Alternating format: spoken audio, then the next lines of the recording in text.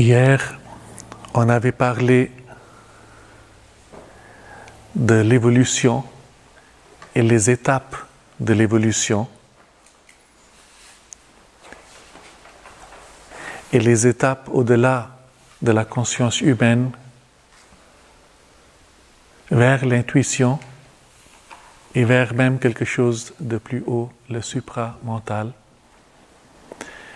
Et on a vu que tous ces niveaux en haut sont déjà présents.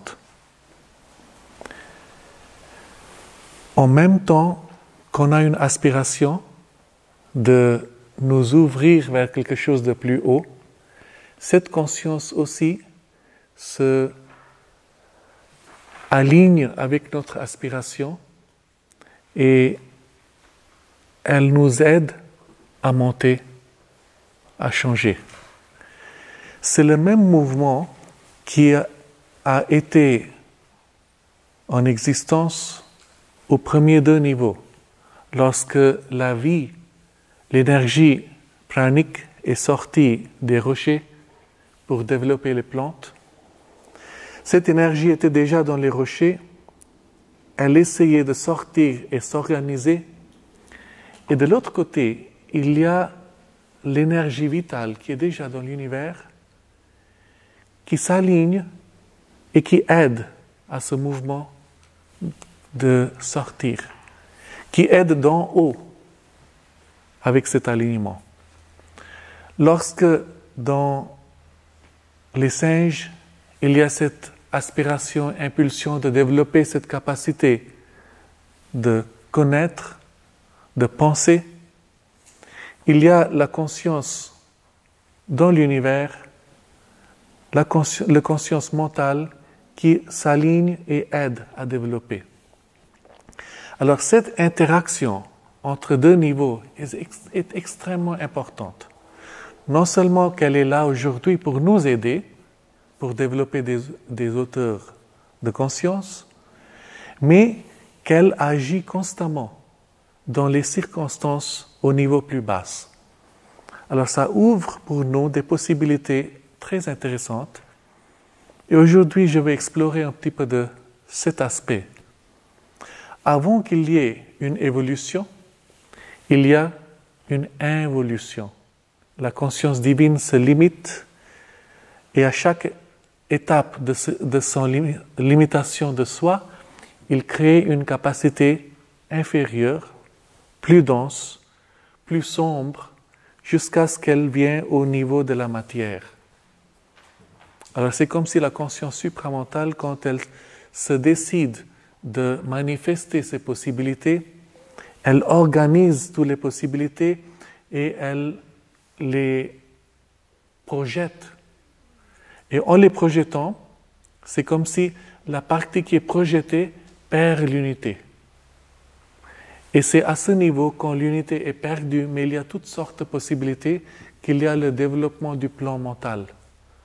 Alors, dans le plan mental, toutes les choses existent. Toutes les choses peuvent être pensées, créées, toutes possibilités. Vous pouvez imaginer, par exemple, un dragon qui vient ici et qui s'assoit. Et vous pouvez imaginer ce dragon qui devient un petit chien. On peut imaginer, n'est-ce pas? Mais on pense que ces imaginations sont quelque chose d'abstrait. Mais ils sont au plan mental des vérités, des réalités. Alors lorsqu'on entre dans nos rêves, dans le plan mental, tout ce qu'on imagine devient la réalité. Et c'est comme ça que le plan mental est créé par le mouvement original créatrice, qui toutes possibilités qu'on peut imaginer sont déjà là. De ces possibilités, il y a une nouvelle étape de limitation où ces possibilités entrent en interaction, en tension d'énergie. Ils sont initiés en mouvement énergétique qui crée le niveau qu'on appelle le domaine du prana, le domaine vital des énergies. Et ces énergies, lorsqu'elles se condensent et deviennent de plus en plus denses et sombres et mécaniques, ils perdent leur conscience et leur liberté. elles se concentrent et deviennent rigides, et c'est ça qui crée le monde matériel. Mais alors, si vous pensez à la logique, dans le monde matériel, dans la matière, il y a déjà l'énergie. Dans l'énergie, il y a déjà l'idée du monde mental. Et dans cette idée, dans cette conception, dans cette conscience même, il y a le potentiel du supramental créatrice. Mais qui sont tous cachés dans la matière. Parce qu'elles sont cachées, parce qu'elles ont toujours cet instinct de se redécouvrir et retrouver leur liberté, il y a cette poussée qui se développe dans la matière pour la vie et le prana à sortir et organiser. Et le mental de sortir et s'organiser est dans notre conscience mentale pour le supramental et son pouvoir d'intuition de sortir et organiser. Alors tout d'abord, on réalise qu'il y a une involution qui crée un tas de mondes à plusieurs niveaux de conscience et de capacités différentes, qualités différentes. Et puis dans la matière, il y a ce mouvement d'évolution, d'éveil de toutes ces possibilités. Et à chaque instant qu'il y a un effort dans la matière pour s'éveiller, il y a une résonance avec la qualité de conscience dans les mondes qui s'aligne et qui lui aide. C'est ça qui est décrit dans la tradition chrétienne comme les deux échelles. Comment dit-on? Les deux échelles de Jacob, c'est ça. Les deux échelles de Jacob. Une qui représente le mouvement involutionnaire et l'autre qui représente le mouvement évolutionnaire. Le retour vers le soi. Alors, ce que je veux décrire, ce sont les interactions qui se font entre ces mondes et dans notre expérience, les interactions qu'on a avec ces mondes. Alors tout d'abord, on commence avec les rêves. Lorsqu'on s'endort, le corps subtil, comme si se sépare du corps physique. Et le corps physique a pour la première fois dans la journée, ou bien dans la nuit, la liberté d'entrer en repos. Tant que le corps subtil est fixé dans le corps physique, les pensées, les émotions qu'on a, sont subies par le corps physique. Le corps physique n'a pas sa liberté, sauf avec des instincts et des impulsions, les minimums possibles.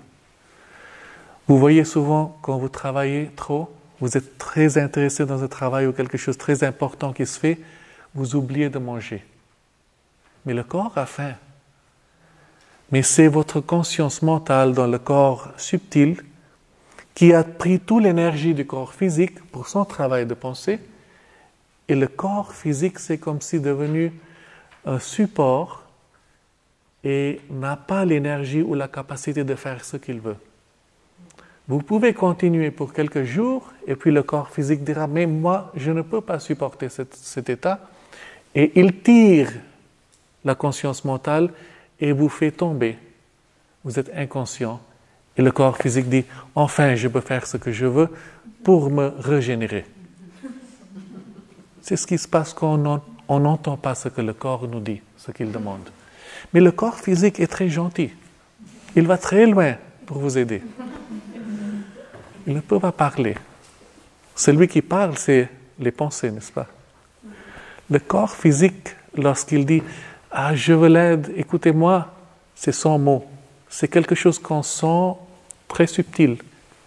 Et si on entend, le corps nous dit ce qui est nécessaire. Dans les animaux qui n'ont pas développé le pouvoir des pensées, l'instinct physique est très développé. Lorsque le chat est malade, il sait exactement l'herbe qu'il doit manger pour se guérir. Mais il ne mange pas cette herbe normalement. Vous savez ça. Le chien, s'il est malade, il sait exactement ce qu'il doit manger ou pas manger, où il doit aller s'asseoir dans l'eau, il est guéri. Mais il le sait parce que le corps a l'occasion de pouvoir exprimer ce qu'il sait. Alors, je vous donne un exemple très intéressant. Quand j'étais petit, j'étais très maigre. pour 10 années, je mangeais seulement les choses crues et sans sucre et toutes sortes de choses. Alors pour 10 années, j'étais très maigre. Et j'ai essayé de donner, de prendre plus du poids, et tout ce que j'ai essayé n'a pas marché. Finalement, je dis, c'est pas comme ça qu'on le fait. J'ai demandé au corps, qu'est-ce que tu sens? Alors à ce moment-là, on attend, et on sent dans le corps un mouvement très fin. Et c'est comme s'il dit, il y a une image qui se forme. Si je mange du riz qui est chaud et je mets une cuillère de ghee avec ce riz, c'est l'image que le corps me donne. Alors je dis, très bien, essayons ça. Alors chaque jour, je mets le riz, il est chaud, je mets une cuillère de ghee et je mange avec cette idée que je vais gagner du poids. En 6 mois, j'ai gagné 5 kilos. Et ça n'a pas changé. Et puis je devais voyager, je suis allé quelque part où il n'y avait pas du riz, il n'y avait pas du ghee. Qu'est-ce que je fais? Alors à ce moment-là, je me dis, si c'était l'alignement de ma conscience qui était plus important, les processus sont ce que la foi que le corps m'a montré. Mais si c'est l'alignement de la conscience et de l'intention, j'ai continué avec cette intention, avec cet état que le corps savait, la foi que le corps avait. Et en 1 mois, j'ai gagné 5 kilos. Et les 10 kilos, je n'ai jamais perdu. Très intéressant. Le corps vous dit ce qu'il lui faut pour guérir ou pour son bien-être.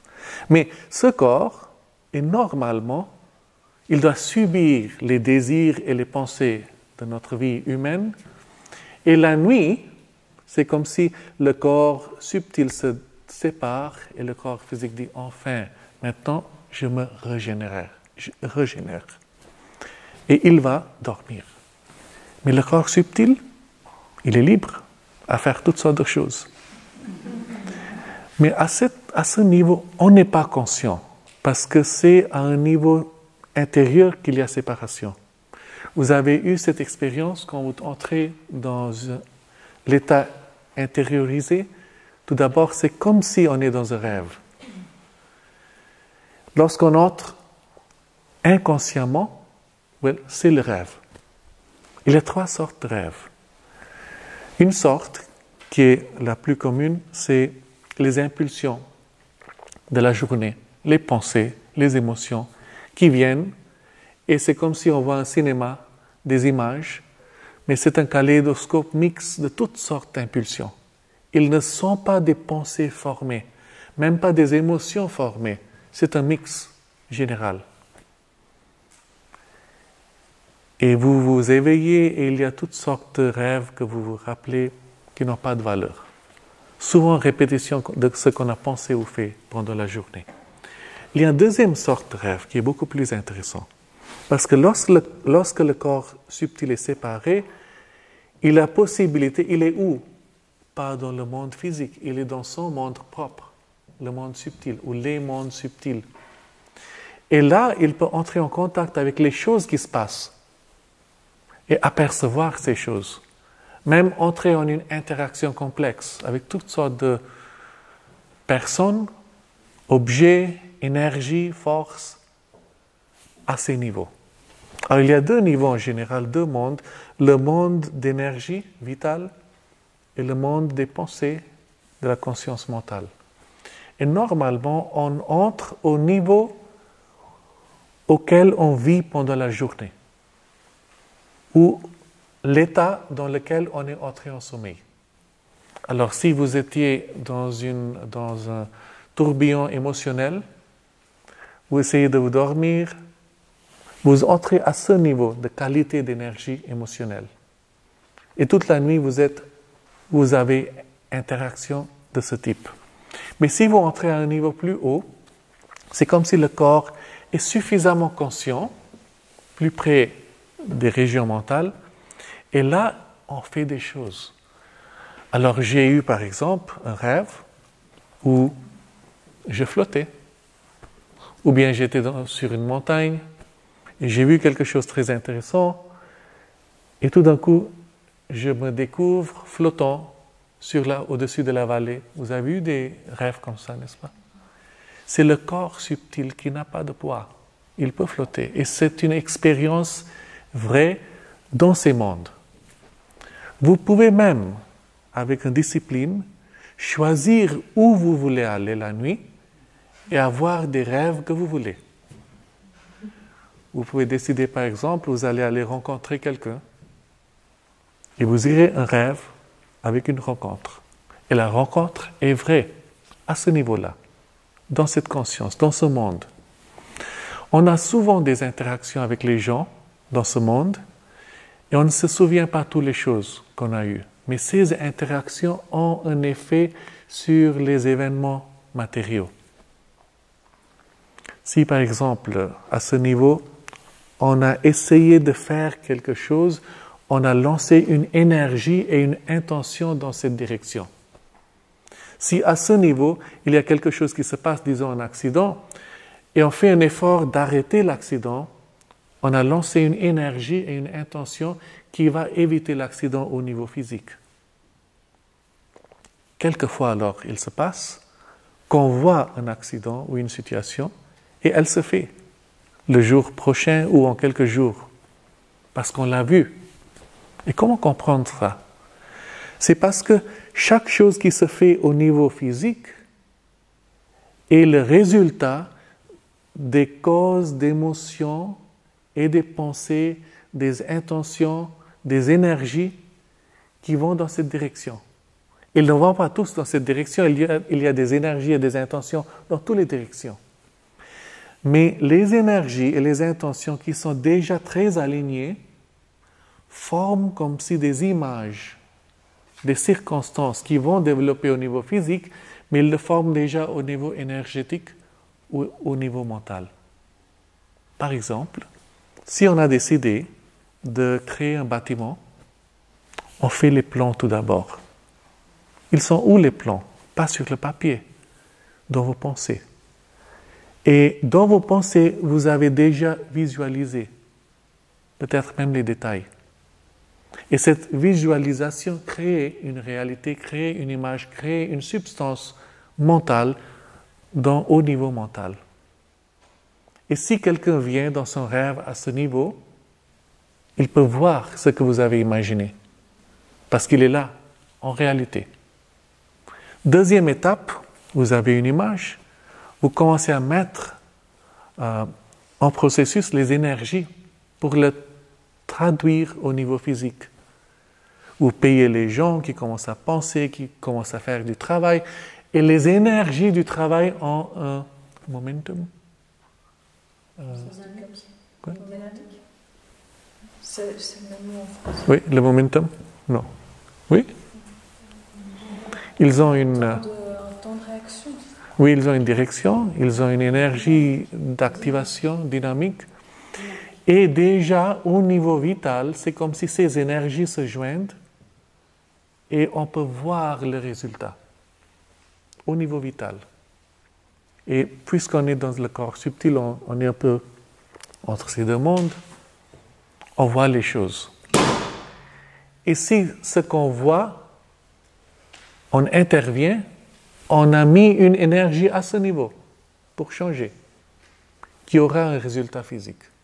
Alors tout ce qui se passe au niveau physique a déjà un alignement d'énergie et d'intention au niveau subtil, mais si on va plus haut, les possibilités sont beaucoup plus grandes. Si on vient plus bas, vers le monde physique, les possibilités deviennent de plus en plus étroites. Par exemple, je peux prédire, en voyant, pas avec une perception très profonde, que vous allez tous manger le dîner, n'est-ce pas? Et si je sens l'énergie du travail qui se fait déjà pour la nourriture, je peux même dire ce que vous allez manger. Ce n'est pas grand-chose, parce qu'on a déjà commencé à faire ce travail. Si je sens cette énergie, je peux prédire, n'est-ce pas? C'est très simple. Si on va en profondeur, on peut même décrire ce qui va se passer demain et après-demain. mais ça devient de moins en moins précis, parce que les forces ne sont pas suffisamment fixées pour déterminer la forme exacte éventuelle. Mais les tendances sont là. Alors, lorsqu'on est dans un rêve, on peut voir plusieurs choses, même des choses qui ne se passent jamais. Mais lorsqu'on revient éveillé, le corps subtil passe les niveaux les plus bas, près du niveau physique, et c'est là qu'on a des rêves, des choses qui sont les plus potentiellement possibles. Alors c'est pourquoi dans la tradition yogique on dit les rêves du matin sont souvent les rêves qui vont se passer. Mais ce n'est pas encore fixé. Ça n'a pas eu le résultat physique encore. Il y a encore un petit peu de séparation. Et si on voit un accident, on peut agir pour arrêter l'accident avant qu'il se passe. On a toujours le choix jusqu'au point final.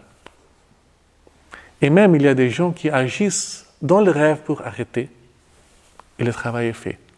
Alors tout ça, c'est pour vous dire que les choses qui se passent dans ces mondes supérieurs sont aussi vraies que ce qui se passe au niveau physique. Mais là, la situation est beaucoup plus fluide. Et on vit à ces niveaux beaucoup plus qu'au niveau physique. Sauf qu'on n'est pas conscient. Et tous ces rêves, on les oublie quand on se réveille. Mais on a fait des choses sont faites. Instinctivement, souvent consciemment. Il y a un troisième type de rêve. Et ce sont les rêves les plus difficiles à comprendre parce qu'ils sont souvent symboliques. Si vous allez dans la conscience à un niveau plus haut que le mental, vous n'avez pas dans la pensée une capacité de enregistrer les choses parce que ces niveaux ne sont pas développés en nous. Mais ce qui se passe à ces niveaux est réfléchi comme si dans la mémoire au niveau mental et on lui donne des images qui correspondent à la qualité de la conscience. Alors je vous donne un exemple, c'est quelqu'un qui a eu un rêve. Elle était dans une maison ancienne et il y avait un grand tornado, cyclone. Un cyclone, oui. Il y avait un grand cyclone et c'était comme si la maison a commencé à casser. Un par un, les planches se séparaient, tout tombait. Elle voit tout ça, mais elle n'a pas peur. Il y avait peut-être d'autres détails que j'ai oubliés. Elle se réveille. Qu'est-ce que ça veut dire? Elle n'était jamais dans une maison comme ça. Mais elle n'avait pas peur. C'était quoi? Et on comprend que c'était symbolique. Que tout ce qu'elle a construit pour sa vie, le futur, la protection. Tu vois, qu'est-ce que la maison veut dire pour nous? Protection, sécurité. Toutes les choses qu'elle avait créées pour sa sécurité, pour son futur, ça a tout tombé. Et en quelques mois, elle a eu un changement majeur dans sa vie et elle a changé toutes sortes de choses. Mais c'est comme si à ce niveau, elle a prévu, ou même une décision a été faite de changer. Et c'est ça qui se reflète dans des images. Souvent, vous avez des rêves où vous devez vous asseoir pour un examen et vous n'avez pas préparé. Vous devez prendre le train et vous aviez oublié, vous n'avez pas pris le ticket, ou vous êtes en retard et le train commence et vous avez manqué, ou les valises ne sont pas prêtes. Ils sont tous symboliques de quelque chose qui se passe dans la vie, une opportunité qui a commencé et vous n'êtes pas prêt à l'attraper. Et c'est ça qui se représente symboliquement. Et ces rêves sont les plus importants parce que souvent elles vous indiquent les choses vraies qui se passent derrière les apparences. Et tout ça se fait quand le corps est séparé. C'est possible aussi de s'entraîner à devenir conscient dans le corps subtil. Et ce n'est pas difficile, mais ça prend un peu de temps. Parce que par habitude, on tombe en sommeil dans un état inconscient. On ferme les yeux et on se laisse tomber dans cet état inconscient. Et alors, tous les rêves se font dans une conscience plus ou moins séparée, différente de la conscience normale. Mais on peut comme si créer un lien. On peut entrer dans l'état de rêve, dans le sommeil, avec une intention. Alors, on commence comme ça. On décide avant de dormir qu'on va devenir conscient dans le rêve. Et lorsqu'on va éveiller, on va pouvoir garder conscience de tout ce qui est passé. Et si vous faites cet entraînement, gardez un papier et un stylo près de vous. Lorsque vous éveillez, ne pas bouger le corps. Si vous bougez, vous perdez la mémoire. Le dernier rêve est tout ce que vous avez lorsque vous éveillez.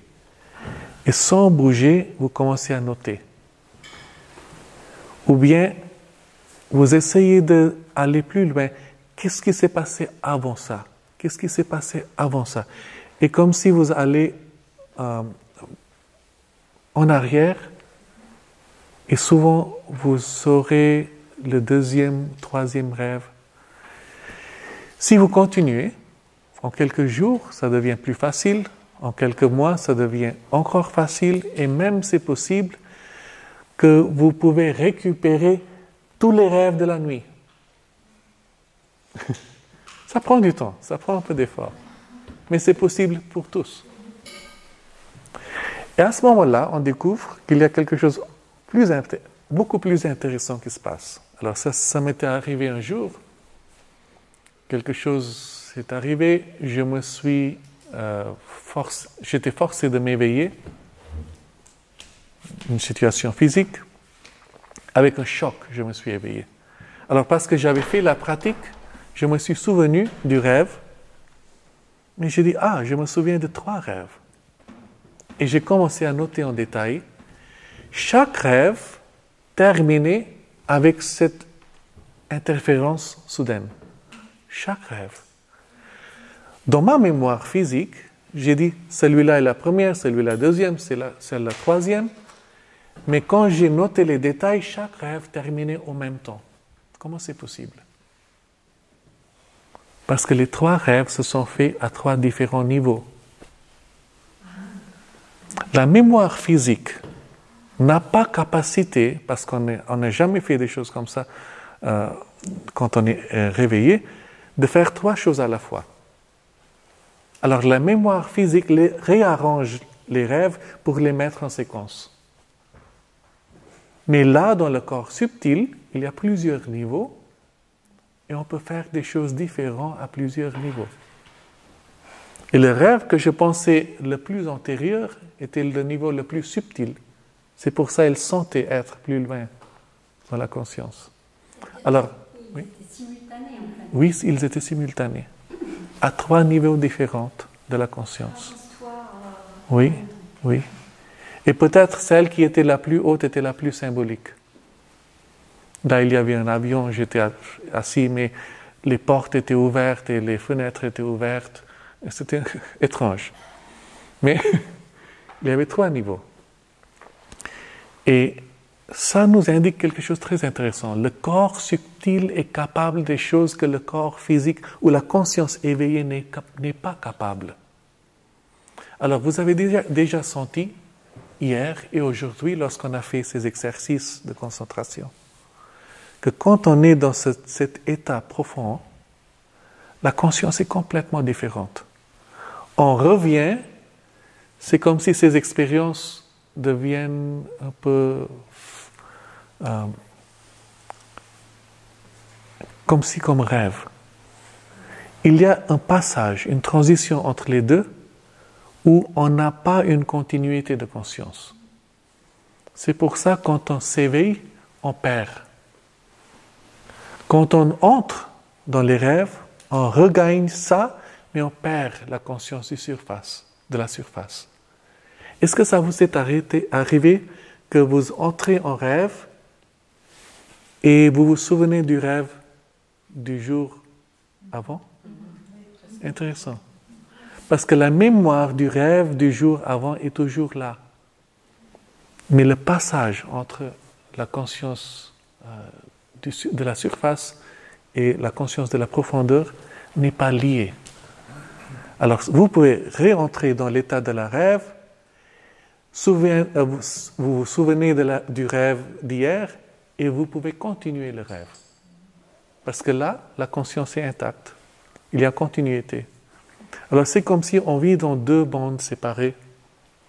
Il faut faire le pont de connexion. C'est très important pour la vie spirituelle. Parce que toutes nos possibilités sont là, à ces niveaux intérieurs. Même si vous voulez entrer en profondeur pour entrer en contact avec votre âme vraie, vous devez passer à travers ce passage d'oubli.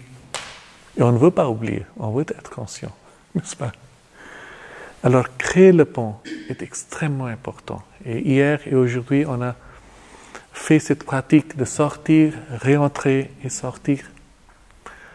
Un effet de cette activité ou cet effort serait que vos rêves seront plus vivides, ou la mémoire des rêves seront plus vivides, parce que le passage est plus organisé maintenant. Alors, ça c'est un aspect du sommeil. Un autre aspect, c'est, oui, j'ai dit qu'on peut devenir conscient dans le rêve. Alors, vous mettez l'intention, vous vous entraînez tout d'abord de noter les rêves, et vous mettez l'intention de devenir conscient pendant le rêve. Et tout d'un coup, lorsque vous êtes dans le rêve, vous vous souvenez, ah oui, je devais être conscient, et vous êtes conscient. Et à ce moment-là, souvent, ce qui se passe, c'est que les gens sont si excités qu'ils se réveillent. Ah, je rêve. Oui. Bon, moi, ça m'arrivait souvent quand j'étais plus jeune, maintenant encore des fois, Oui. que quand je sais que je rêve, en fait, ben, je vole où je veux, quoi. Oui, c'est ça, c'est ça. On peut faire tout ce qu'on peut, tout ce qu'on veut. Rien ne nous arrête. Contrôler, de savoir cette conscience, quoi. J'avais un truc, c'était difficile de regarder ses mains tous les jours. Et puis, en fait, quand on les regarde dans les rêves, ben, Oui. elles sont déformées. Oui. Et là, ça veut dire qu'on rêve, qu'elles ne sont pas du tout. Oui, oui, oui. Oui, alors ça c'est une méthode pour se réveiller dans les rêves. Et vous voyez, tout ce qu'on fait dans la journée, on le répète souvent dans le rêve. Alors si pendant la journée, on fait une habitude de voir les mains consciemment, avec toute conscience, pleine conscience, et avec l'idée, est-ce que je suis éveillé? Je veux devenir conscient. Et on essaie de devenir plus conscient à ce moment-là. Vous faites ça 10 fois par jour, n'importe quel moment. Vous marchez au milieu de la rue, vous arrêtez, voyez les mains. Ah, est-ce que je rêve? Je veux devenir conscient. Vous répétez ça 10 fois par jour. Et en quelques jours, pendant le rêve, vous faites la même chose, les mains, et je suis conscient. Une fois que vous êtes conscient dans le rêve, c'est très intéressant parce qu'on peut faire tout ce qu'on veut. On peut flotter. Oui. Oui. On peut flotter. On peut aller où on veut.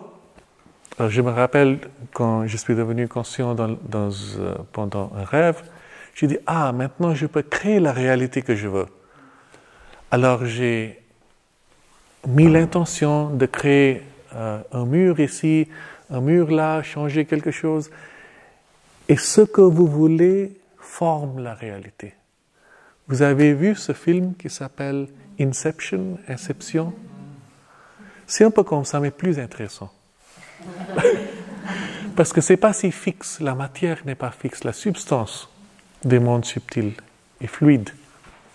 Et alors, une des choses qui se passe, si vous voyez quelque chose qui est écrit, vous lisez ça, vous voyez quelque part autre, vous revenez, ça a changé. C'est pour ça, souvent, dans les rêves, vous avez des rêves où vous lisez quelque chose dans un livre, vous tournez la page et vous ne pouvez plus revenir à la page originale. Parce que les formes sont fluides, elles ne restent pas fixes. le monde des formes fixes est le monde physique. C'est le seul monde des formes fixes. C'est pour ça qu'il est si important dans tout le cosmos. À tous les autres niveaux, il y a une fluidité de forme. Oui.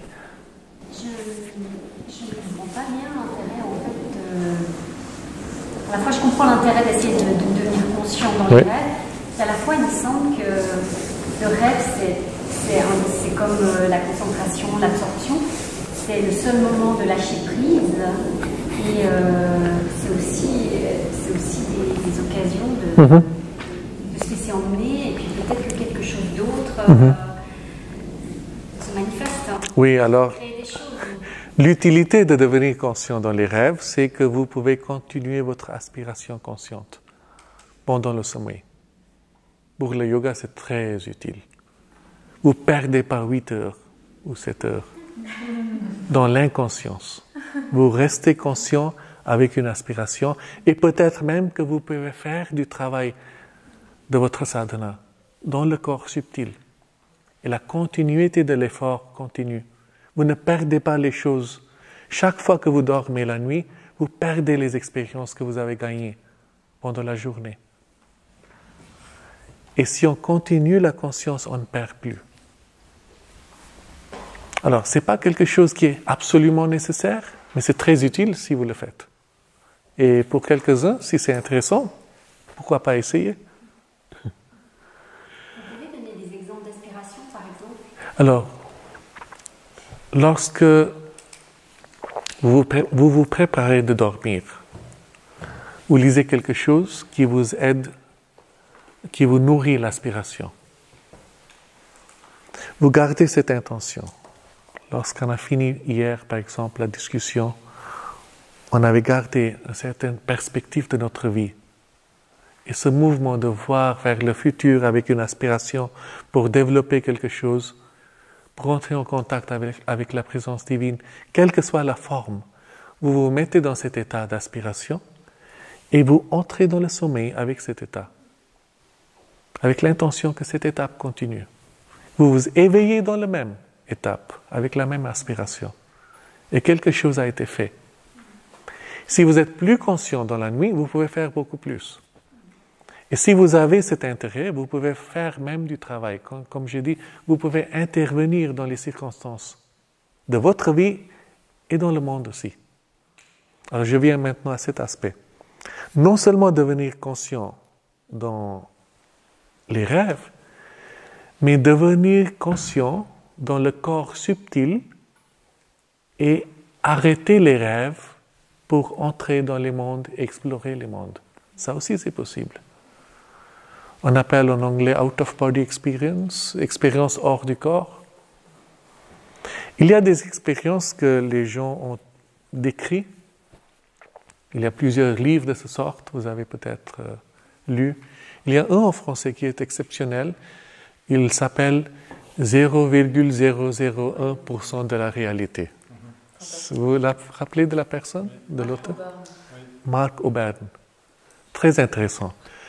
L'un des meilleurs, parce qu'il est un des plus authentiques que j'ai vu. J'ai vu plusieurs choses, et souvent ce qui se passe, les gens qui ont ces expériences n'ont pas la capacité de comprendre ce qui se passe. Parce qu'ils essayent de traduire tout au niveau du monde physique et des formes fixes. Mais reconnaître que ce sont des mondes de formes différentes, de fluidité. Ça prend une maturité que cet homme a. C'est très clair que ce n'est pas une capacité qu'il a développée dans cette vie. Il l'a fait avant, il avait une vie yogique, parce qu'il a des perceptions qui viennent très directement du yoga. Il a juste repris le fil quand il était petit. Ah oui. Il a repris oui, c'est ça. le fil quand C'est il ça. était petit. C'est ça. Oui. Mark O'Byrne.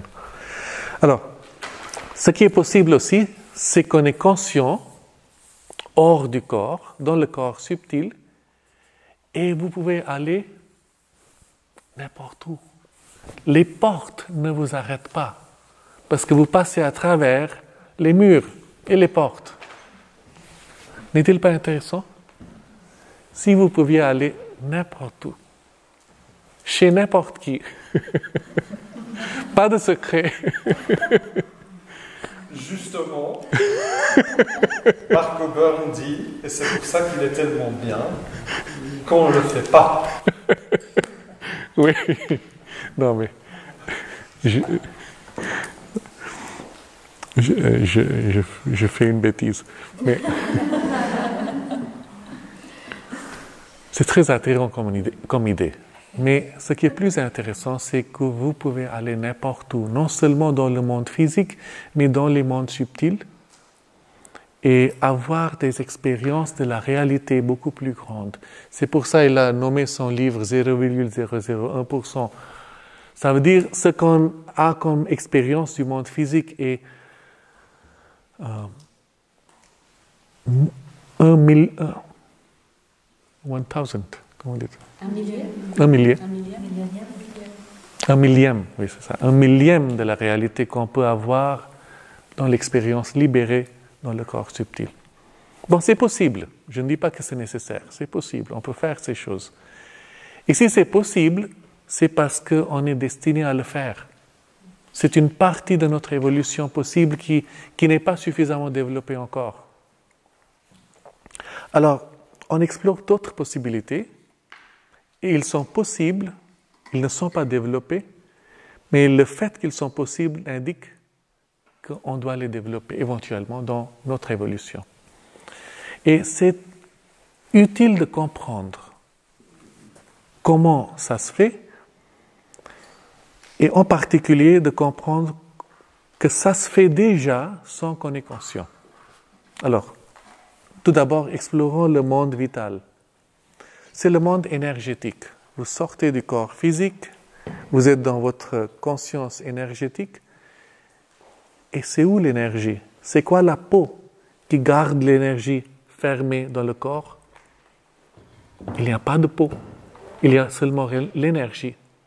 L'énergie de séparation de ce qui est dedans et de ce qui est dehors, et cette énergie est fluide. Tout est fluide. Votre corps énergétique est fluide. Et lorsque vous êtes dans le monde énergétique, toutes les choses, tous les objets, tous les gens sont énergie, bulles d'énergie, forme d'énergie. Ça veut dire, il n'y a pas de limite, il n'y a pas de séparation, il n'y a pas de division. Tout passe l'un travers l'autre. Alors, au niveau du corps subtil, au niveau d'énergétique, nous sommes tous dans un mélange d'énergie. Flou. Alors, une des formes que la conscience physique traduit cette expérience, je me rappelle un rêve que j'avais. J'étais assis, il y avait 10 chaises, mais j'étais assis sur 2,5 chaises. Mon énergie, ma conscience était comme si élargie, 2,5. Quand je me suis réveillé, j'ai dit, c'est pas même possible. Énergétiquement, c'est possible. C'est la relation d'énergie. Alors, dans le monde énergétique, s'il y a une énergie qui vient et vous menace, qu'est-ce que vous sentez? Énergie menaçante. Et la conscience l'aperçoit de quelle forme? C'est quoi pour vous la menace? Peut-être un tigre. Alors, je vois un tigre qui m'approche. À ce moment-là, je pense, mais s'il m'attaque, le moment où je pense s'il m'attaque, mon énergie s'ouvre avec la peur et l'idée de l'attaque, et tout d'un coup, le tigre commence à m'attaquer. Vous voyez? Tout ce que vous pensez, tout ce que vous sentez est la réalité. Et la réalité change pour représenter ce que vous pensez et ce que vous êtes. Alors je commence à courir. Mais lorsque je cours, je pense, mais si je ne peux pas courir si vite, et vous vous sentez ralentissant. Vous avez eu des rêves où vous avez essayé de courir, vous ne pouvez pas. Et le tigre vient, il vous attaque. Et à ce moment-là, avec la panique, la peur, vous vous éveillez. Alors qu'est-ce qui s'est passé à ce moment-là? Le corps subtil n'a pas de protection, comprenez ça. Il n'a pas de protection, tout passe à travers tout. On ne peut pas entrer dans une maison et fermer les portes, parce que tout passe à travers tout, les énergies passent à travers tout. La seule protection qu'on a, c'est le corps physique. Et alors, dans ce moment de danger, on revient dans le corps physique. Et ici, fixé dans cette rigidité, dans cette sombreté du corps physique, on est protégé par sa sombreté. L'énergie ne peut pas nous toucher. Très intéressant. Qu'est-ce que tu veux dire avec sombreté? Dullness, heaviness, inertia. On n'est pas conscient. On perd la sensibilité des niveaux subtils. Et on est protégé par ça. Très intéressant. Le corps physique est notre protection. Et la vérité, c'est que lorsqu'on quitte le corps, et on va parler de ça un petit peu après, peut-être aujourd'hui, je ne sais pas. Lorsqu'on quitte le corps, on est dans le corps subtil. Tout le monde dit, ah, il est mort, mais je dis, non, je suis ici, je vole, tu vois. Mais dans cet état, je suis complètement exposé aux circonstances. Et si à ce moment-là, j'ai la peur, qu'est-ce qui se passe? Je suis victime de la peur. S'il y a le tigre qui m'attaque, je n'ai pas recours à mon corps physique. C'est pour ça, dans le passage, après qu'on a quitté le corps physique, après la vie physique, il y a un passage, dans la tradition chrétienne, on dit purgatory, purgatoire. C'est là où tous nos idées, tous nos instincts, tous nos désirs, toutes nos impulsions se vivent activement. Ils s'expriment, ils créent la réalité et on passe à travers toutes ces expériences duquel on a peur, ou on a attraction, ou on a désir.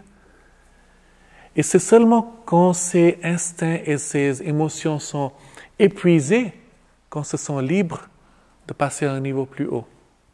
C'est pour ça que c'est purgatoire, ça purge tout. Mais si, dans le corps physique, on a développé la capacité de maîtrise de nos émotions et nos pensées, on est dans le corps subtil, on choisit ce qu'on veut. On n'est pas victime de nos émotions et impulsions. Vous voyez l'importance de se préparer dans le monde physique pour la transition. Mais aussi pour notre vie. Pour notre vie, bien sûr, mais même pour la transition. L'importance extrême de la vie physique dans le corps physique. On peut faire les choses qu'on ne peut pas faire dans les mondes subtils. C'est pour ça qu'on est incarné dans le monde physique. Même s'il y a tous les problèmes qui viennent avec la matière. C'est une expérience si importante pour développer la capacité, pour se maîtriser. Se maîtriser dans le monde subtil est beaucoup plus difficile. Parce que là, on est constamment victime.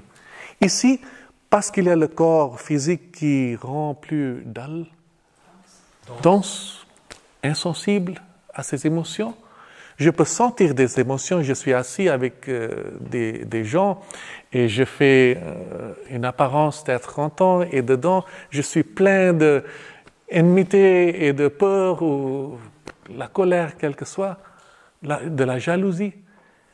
Mais si on enlevait le corps physique, toutes ces émotions s'exprimeront instantanément. Je ne peux pas me contrôler parce que je suis les émotions que je suis dans le monde subtil. Et là, je vais... Je ne peux pas me contrôler, n'est-ce pas? Et ici, avec le corps, je peux me contrôler, je peux entraîner mes émotions et mes pensées. C'est la même chose qui se passe quand on entre dans le monde mental. Si les pensées ne sont pas maîtrisées, alors toutes les pensées se forment comme un chaos. Et on a toutes ces choses qui se passent. Ah oui, ça aussi. Jusqu'à ce qu'il y ait eu une sorte de purge de ces tendances. Et l'âme dit suffisant de cette expérience et elle se sépare. Et le corps physique, de la même façon que le corps physique se dissout dans le monde physique, le corps énergétique se dissout dans le monde énergétique, le corps des pensées se dissout dans le monde des pensées. Ce qui se passe, c'est que, je voulais décrire ça demain, mais en fait, Ce qui se passe, s'il y a une passion intense, ou un désir intense, disons que j'ai un désir pour l'argent que j'ai caché. Personne ne le sait. Alors cette intensité, cette forme de désir qui est dans mon corps énergétique, il continue à exister, même quand le corps énergétique s'est dissous, parce qu'il est très individualisé comme désir. Et cette forme d'énergie va s'attacher à cet endroit où il y a l'argent. Et si quelqu'un vient, il cherche mon argent, cette énergie va... Il essaie de protéger l'argent, comme un chien qui doit protéger son territoire. Mais si la personne est sensible, elle vient, elle regarde, elle voit cette énergie, elle dit « Ah voilà, l'argent est là ». L'énergie révèle où l'argent est caché, parce qu'elle est là pour la protéger. N'est-ce pas? Oui. Quand vous dites que dans le monde énergétique, on est sans protection, est-ce que ça veut dire que tout ce à quoi on va faire face de difficile, est-ce que ça ne sont que des projections de ce qu'on a vécu et ressenti, ou est-ce qu'il y a des forces extérieures qui peuvent... Alors, donc on peut avoir à se défendre en fait. Oui. Non seulement notre état se projette dans les circonstances et crée les circonstances, il y a aussi d'autres forces, d'autres entités, d'autres personnes, d'autres influences d'énergie qui sont là. Et si on entre dans une région qui n'est pas si claire, il y a des forces qui viennent nous attaquer aussi. Ce qui se passe souvent dans les rêves. Par exemple, le tigre vient attaquer. Qu'est-ce que vous faites? Vous revenez, vous vous éveillez. Alors, je n'ai pas fini cette histoire. Alors, au niveau de l'énergie, sachez que le tigre, c'est la forme dans laquelle je sens l'énergie, la qualité d'énergie. La forme exprime la qualité d'énergie. Mais tout d'abord, c'est un monde d'énergie, forme secondaire. Alors, le tigre vient et je décide, non, je n'ai pas peur. Qu'est-ce qui se passe à ce moment-là où je dis « j'ai pas peur ». Je vais lutter contre le tigre si c'est nécessaire. Vous voyez, mon énergie a changé. Le moment qu'il a changé qualité, il a changé relation énergétique avec le tigre. Et alors, le tigre, ou bien il s'arrête, ou bien il commence à devenir plus petit. Parce que moi, je suis plus grand énergétiquement. Vous voyez? Alors, dans le monde physique, on le sent, mais on ne le voit pas parce que la forme est fixe. Si quelqu'un vient, il reste comme ça, comme un héros, on le sent, son énergie devient grande, immense. Quand il a peur, il devient petit, énergétiquement. Mais le corps physique n'a pas changé de forme. Dans le monde énergétique, le corps a changé de forme. Parce que ça, c'est fluide. Là, on devient grand, ou le tigre devient petit. Alors, c'est une vraie histoire. Il y avait quelqu'un qui voyait le tigre chaque jour, dans ses rêves. Le tigre venait attaquer. On lui a dit, bon, tu ne dois pas avoir peur. Tu dois te tourner et regarde le tigre dans ses yeux, sans peur. Alors, il fait ça. Et tout d'un coup, le tigre devient petit, change dans la forme de chat, et il se fuit. Au niveau des rêves, quand on pense à la rêve, on dit « Ah, c'était une imagination ». Non, c'était une vérité.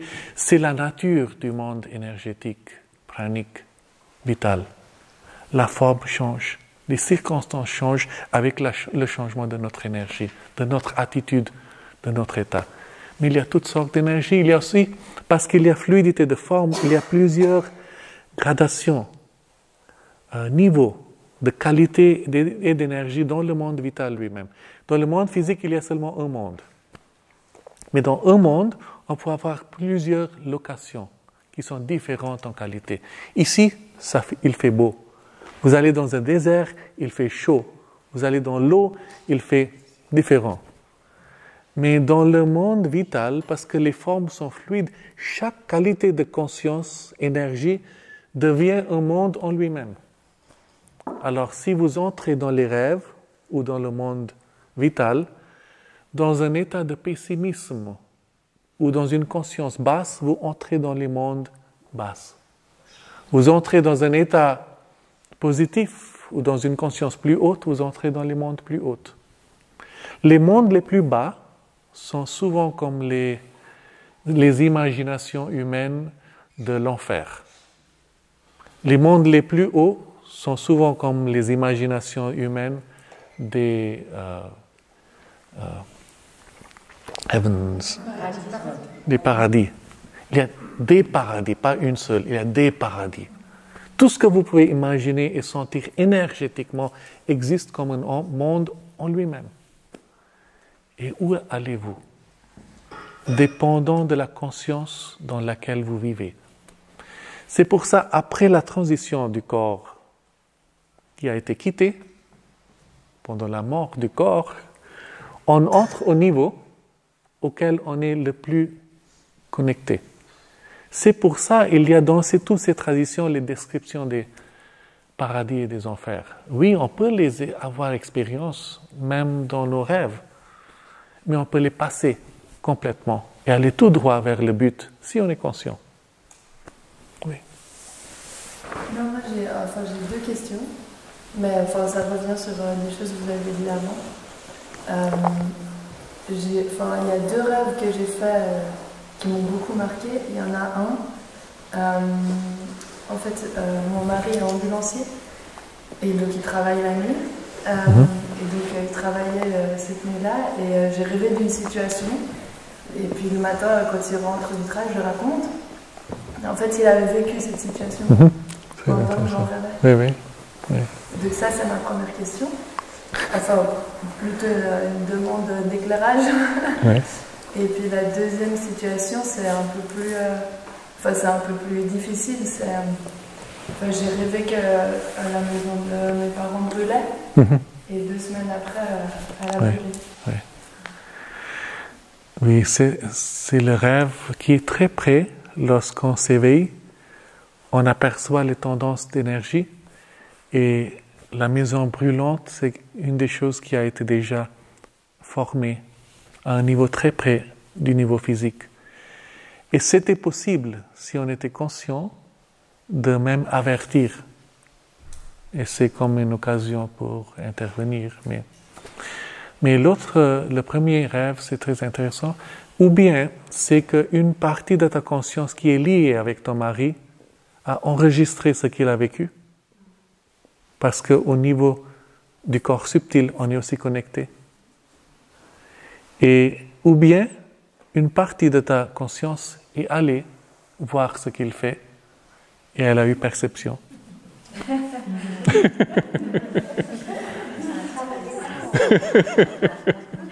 Si vous voulez espionner sur votre mari, j'ai pas dit ça.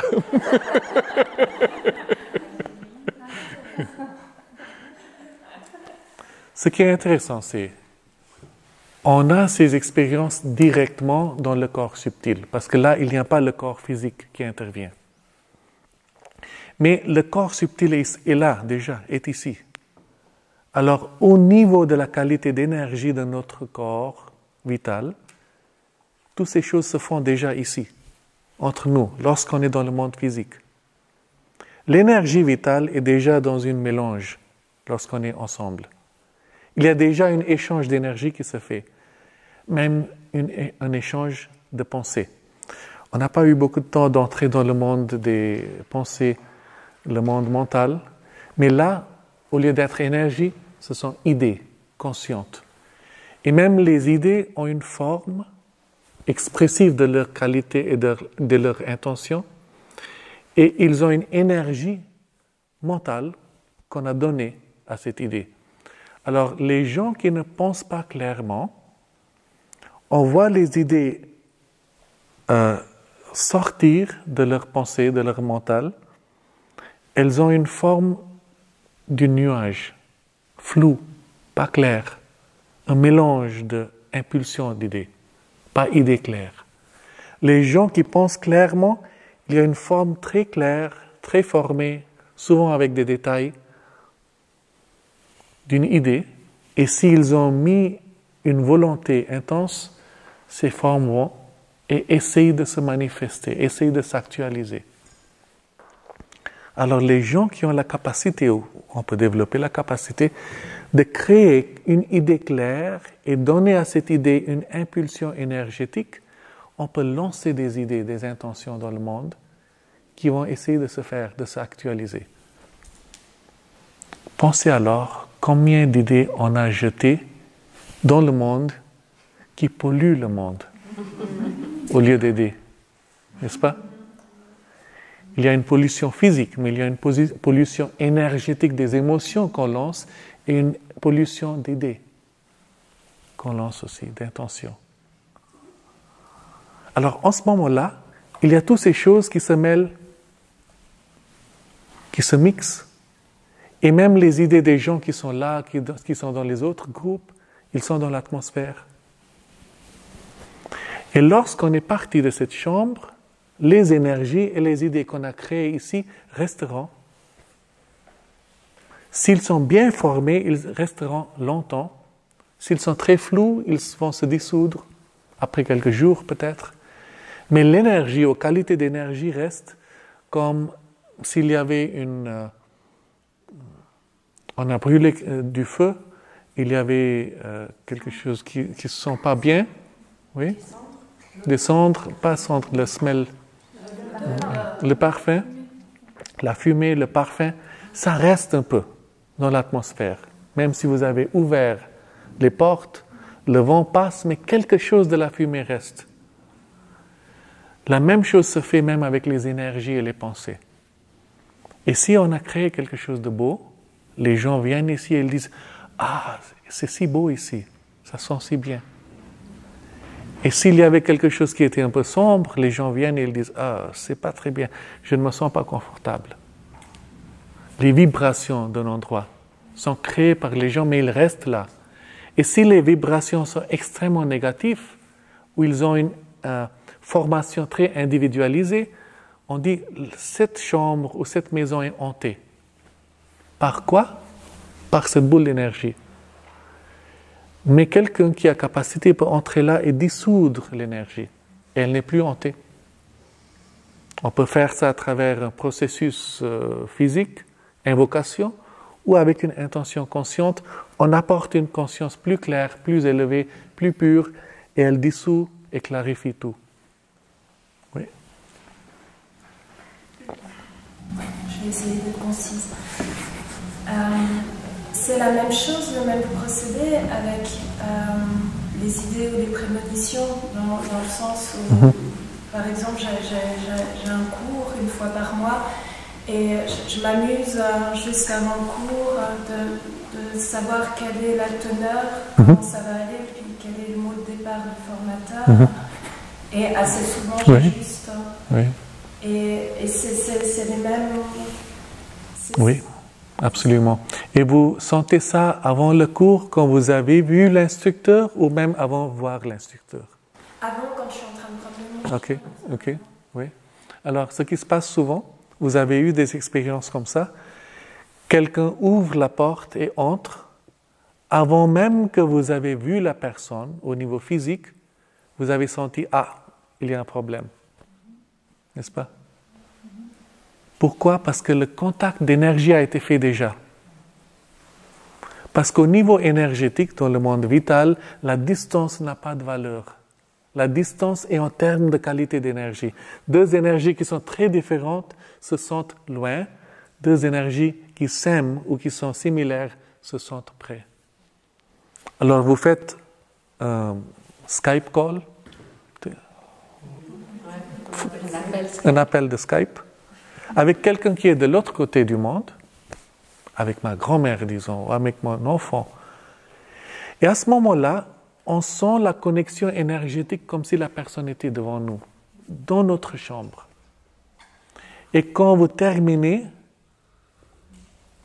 l'appel, on sent encore l'énergie, pour quelques instants, quelques minutes peut-être, et puis elle se dissout. C'est comme si on a fait contact énergétiquement, et la distance n'a pas de valeur là. Maintenant, enlevez le mécanisme du Skype et vous pouvez faire le même contact énergétique si vous le faites consciemment. Ou souvent, on le fait inconsciemment.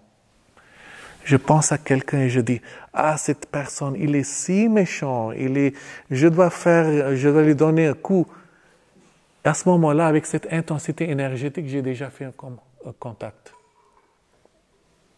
Mais je ne suis pas conscient que tout ce que je jette contre lui va lui toucher instantanément.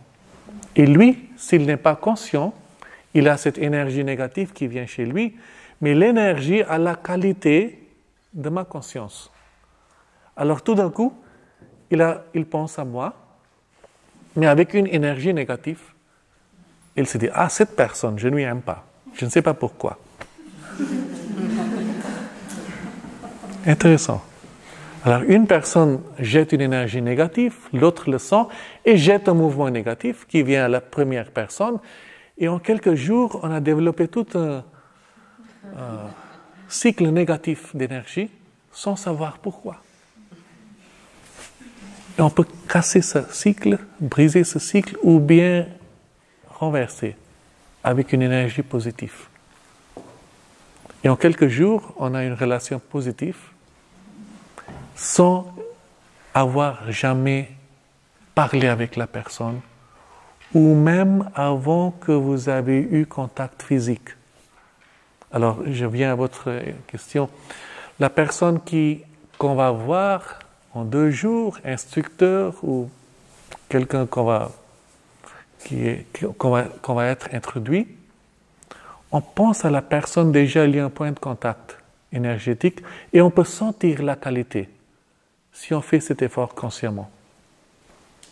Ou bien quelquefois, il y a une intuition qui montre « Ah, ça c'est quelque chose, je dois être careful, prudent. Alors ça se passe, oui, et c'est possible, on peut développer la capacité. Il y avait une question ici, quelqu'un avait. Ah, oui. Je suis perturbée parce que moi je demande, jusqu'à maintenant je pensais que c'était mes anges. Bon, mes amis défunts, mes parents, pas le monde, quand je souhaite vraiment quelque chose, pas forcément pour moi, mais pour ma famille, j'appelle, je demande. Et force est de constater que ça arrive. Mais en fait, vous êtes en train de casser mon mythe. Vous appelez qui? Moi, j'appelle l'amis défunts en particulier, puis des fois ça dépendait mes parents. Oui.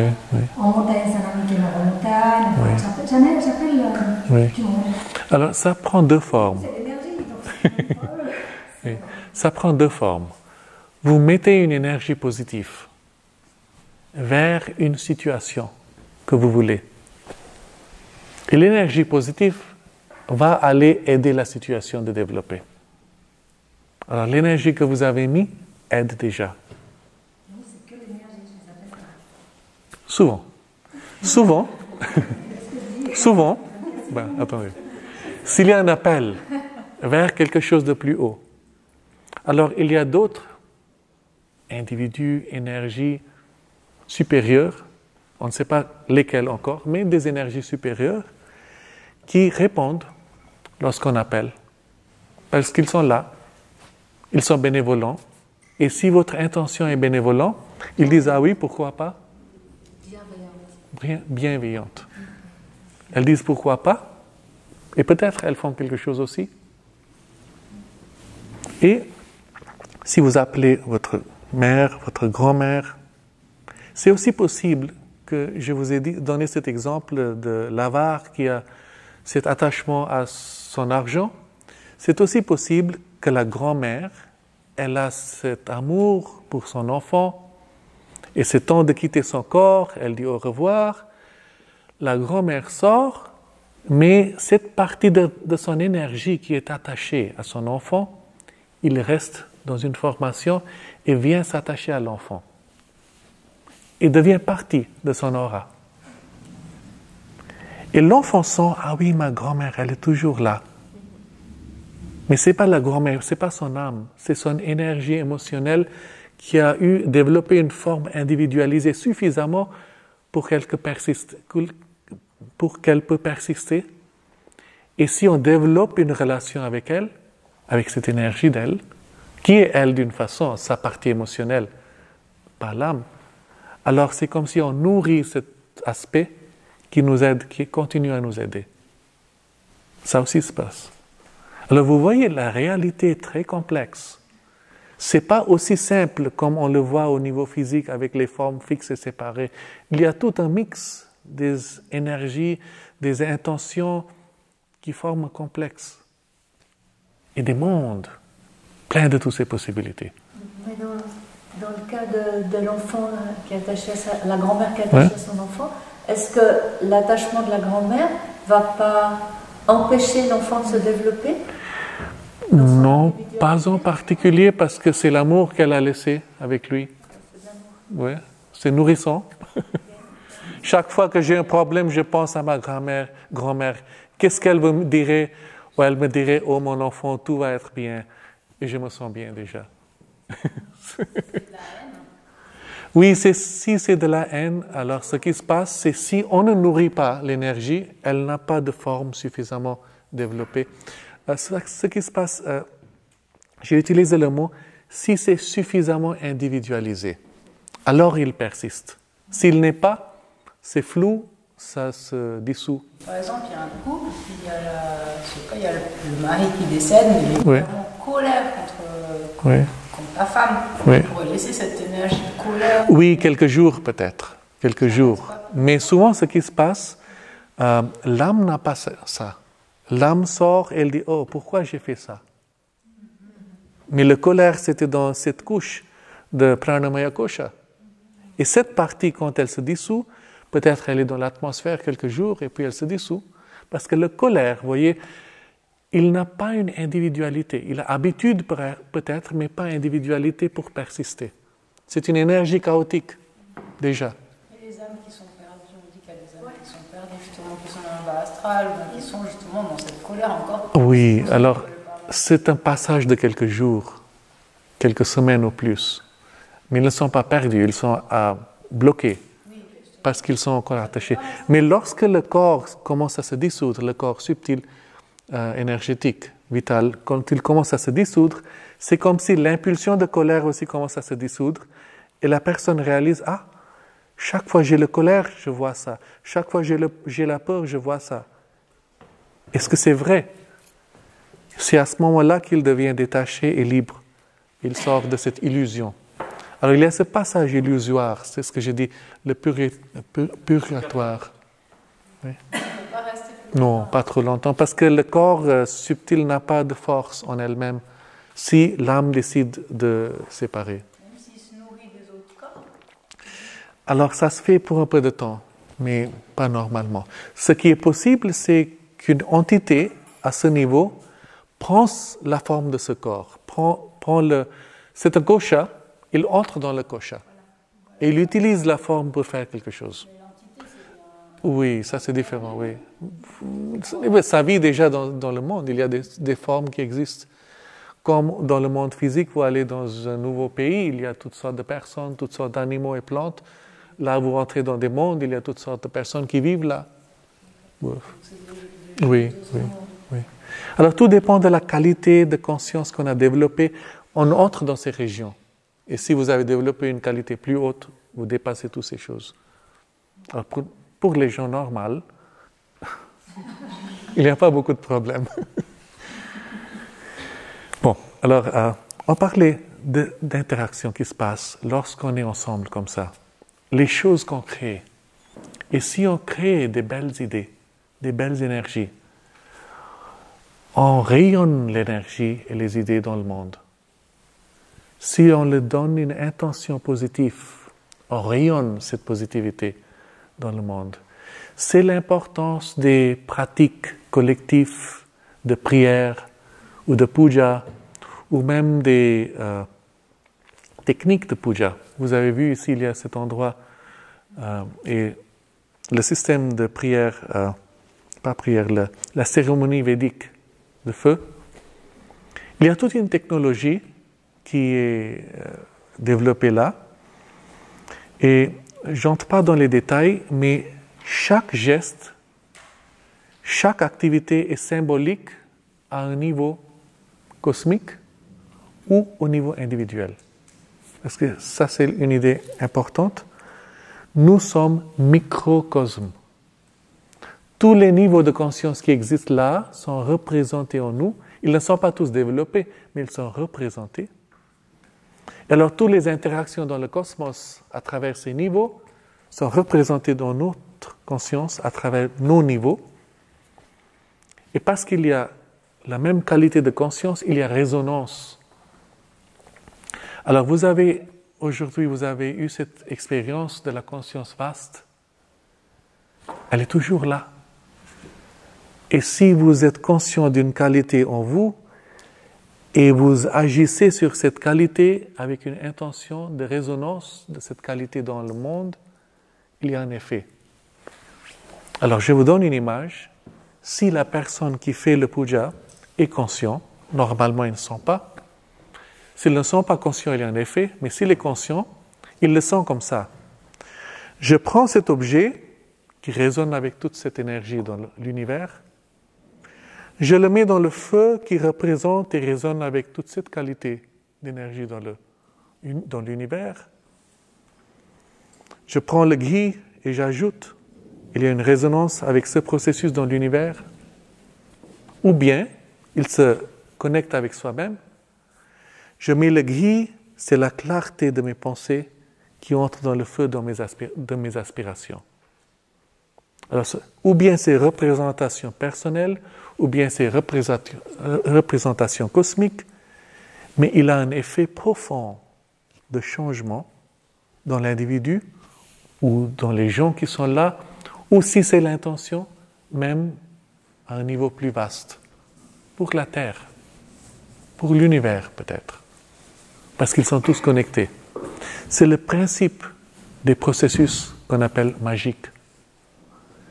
Et si on comprend qu'il y a des objets qui ont résonance spontanée avec des qualités de conscience, on peut utiliser ces objets, les arranger d'une façon pour mettre en relation les énergies au niveau plus haut et créer dans un environnement un alignement ou une invocation ou évocation d'énergie. Et c'est ça le principe de la magie. Mais si vous êtes conscient de toutes ces énergies ou qualités d'énergie en vous, vous pouvez faire la même chose sans utiliser les objets ou un rituel ou les méthodes magiques. C'est la méthode spirituelle. On entre, on devient conscient, on change. On change l'état en soi ou on connecte avec l'état dans l'atmosphère et on change. Et c'est fait. Beaucoup plus simple que les techniques magiques. Plus direct et plus effectif. C'est pas de réceptivité. Oui. Si justement les gens ne sont pas conscients qu'il y a cette possibilité, et puis on a beau lancer toute notre énergie positive, mais si ça bloque parce qu'ils sont pas conscients, donc on peut... Alors ça, c'est la chose la plus intéressante. Si vous n'êtes pas conscient, vous êtes plus facilement victime. De tout. Des circonstances, des énergies. Lorsque vous n'êtes pas conscient, toutes ces énergies passent à travers vous et les choses avec lesquelles vous résonnez le plus sont activées. Alors si vous avez habitude de colère, s'il y a cette énergie de colère qui passe à travers la chambre, si vous avez l'habitude, vous sentez la colère. Si vous n'avez pas l'habitude, vous sentez quelque chose qui veut entrer en colère, mais vous dites, c'est quoi ça? Et ça passe. Si vous êtes conscient, vous sentez. Si vous n'êtes pas conscient, vous êtes victime. De tout, négatif et positif. Mais la résonance décide lequel vous affectera le plus. Alors, la qualité de la vie que vous vivez, c'est ça qui est amplifié lorsque l'influence passe. Oui, ok pour nous, mais pour les autres. Oui, pour tous. C'est comme ça. Pour nous, c'est mieux si on est conscient. Voilà. Les gens qui ne sont pas conscients, bouf, c'est la vie. Non, c'est pas dommage. C'est la façon qu'ils vont s'éveiller. Un jour, ils vont observer que, ah oui, j'observe que chaque fois que cette chose se passe, il y a une réaction comme ça, mais est-ce que je veux faire ça? Ça prend du temps, mais... Mais la chose la plus importante dans tout ça, j'ai décrit des interactions, parce qu'on a maintenant très peu de temps, je dois arrêter.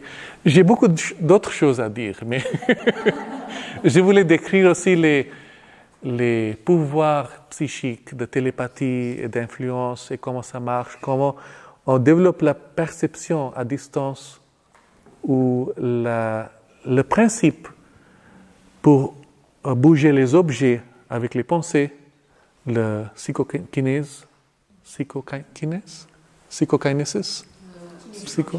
psychokinèse, et tout ça. Tout ça, on peut comprendre sur le cadre de cette perception des niveaux de conscience et en soi et dans le monde. Même la matérialisation et dématérialisation. Mais on n'a pas le temps, c'est presque 4h30. Alors je veux conclure. Tu as beaucoup de choses à dire, Shadan, sur ce sujet. Une autre fois. Mais j'ai beaucoup à dire. Est-ce que tu as envie de continuer? On peut. Peut-être le soir, si vous voulez. C'est comme... On ne change pas le programme. Hein. Oui, aussi. Oui. C'est beaucoup. Bon. Je voulais aussi vous poser la question. Si vous avez envie de continuer. Oh oui.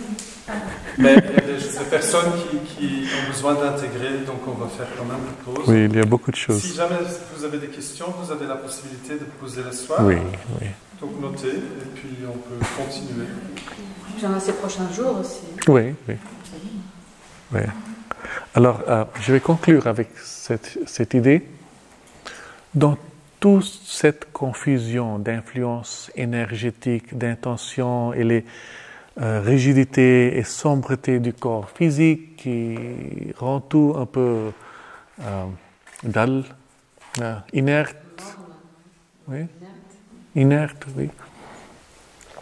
Il y a une chose qui ne change jamais. C'est l'âme vraie, l'âme au centre de la personnalité, la présence divine. Elle rayonne toujours la qualité divine. Et alors, elle est comme une phare dans la nuit, une référence pour tout autre. C'est pour ça que j'ai dit, parce qu'elle est là, il y a réflexion d'individualité au niveau à la surface. Les surfaces, les couches des surfaces réfléchissent l'individualité vraie qui est dans la profondeur. Et ce qu'elle fait, à travers tout ce mix d'énergie et d'impulsion, elle comme si pousse un petit peu dans la direction qu'elle veut. Alors disons qu'une énergie vient, elle vous entre, elle vous possède, mais dans quelle direction est-ce que vous allez exprimer cette énergie? S'il y a l'influence de l'âme, elle donne un petit peu d'une poussée vers le haut. Alors une énergie de colère m'est entrée et je dis, non, cette injustice n'est pas acceptable, je vais aller batailler l'injustice. Direction positive, au moins un petit peu. Possible. Alors c'est ça qui est la seule chose dans toute notre personnalité qui donne toujours une poussée vers le haut dans la direction de l'évolution. Si elle n'était pas là, on serait seulement victime du chaos, des circonstances. Parce qu'elle est là, le résultat éventuel de notre progrès, de notre éveillement et de l'expression de quelque chose de plus beau, l'expression d'une divinité plus belle est certaine, même s'il prend 1 million d'années. Et c'est à travers ces millions d'années qu'on est venu où nous sommes. Mais aujourd'hui, on a la possibilité de devenir conscient de cette influence et de se mettre consciemment en relation avec elle. Et alors, même si les idées et les énergies entrent en nous, on les met en référence avec notre aspiration centrale. Et on choisit. Non, je n'aime pas ça. Je n'aime pas ça. Ah oui, celle-là, elle est belle. Je fais un choix avec cette référence. Pas toujours consciemment.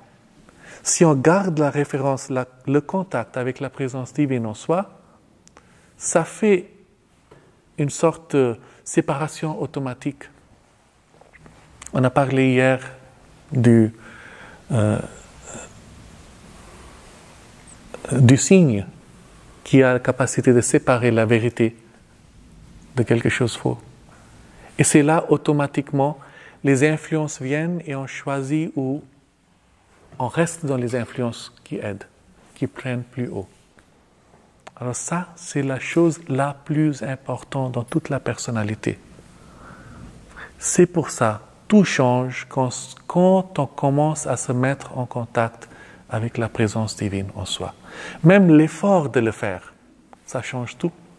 Parce que de la profondeur, son influence aussi sort vers nous, en même temps qu'on essaie, avec une aspiration, d'entrer en contact. Et tout commence à changer. Et voilà, on arrête avec ça. On se concentre pour une demi-minute.